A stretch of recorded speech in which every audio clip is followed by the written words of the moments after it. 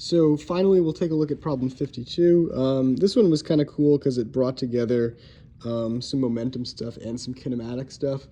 So we have a 90 kilogram hockey player. Okay.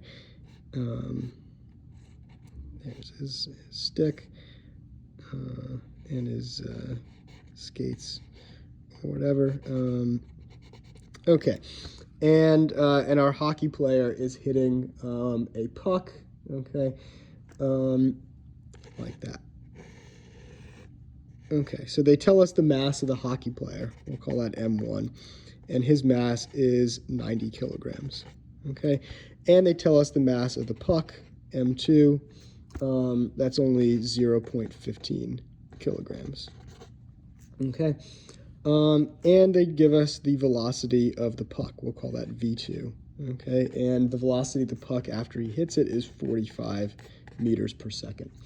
So if both the hockey player and the puck are initially at rest and the ice is frictionless, they want to know how far the player recoils in the time it takes this puck to reach the goal, okay?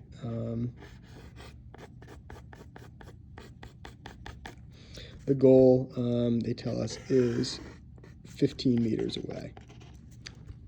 Okay, so the way that we'll approach this is to first find the player's recoil velocity. Okay, that's kind of the most important thing.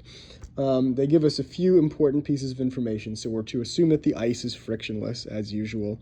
And we're also told that both the player and the puck are at rest initially. So what that means is that the initial momentum is 0. That means that the final momentum is also going to be 0 if we consider both the hockey player and the puck. So what that means is M1 times VR, that's the recoil velocity, plus M2 V2, that's the puck, it's going to equal 0. Or VR equals minus M2 V2 over M1. Okay, this is a pretty simple computation. Okay, and so it winds up being you just plug in all these numbers that we have here. The recoil velocity is negative 0.075 meters per second. Okay, so going really, really slowly. Okay, so what we want to know is how far back the player recoils in this amount of time. So what we do from there is basically figure out if this puck is traveling at 45 meters per second, how long is it going to take to travel 15 meters, okay? So T time, that's going to equal delta X over V, okay? We just plug those in. And we get that the time is about 0.33 seconds, okay?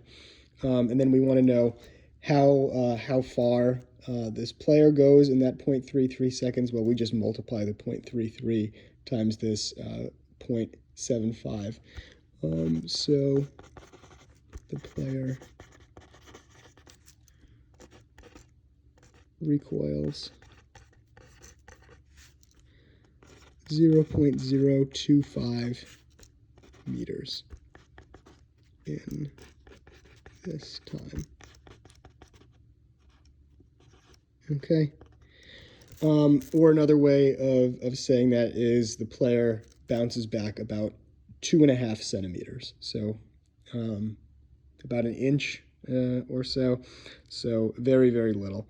So 52, it actually wasn't as computationally intense as the other problems, but it did require a little bit of recall of kinematics and stuff like that. So kind of an interesting synthesis type problem. Okay.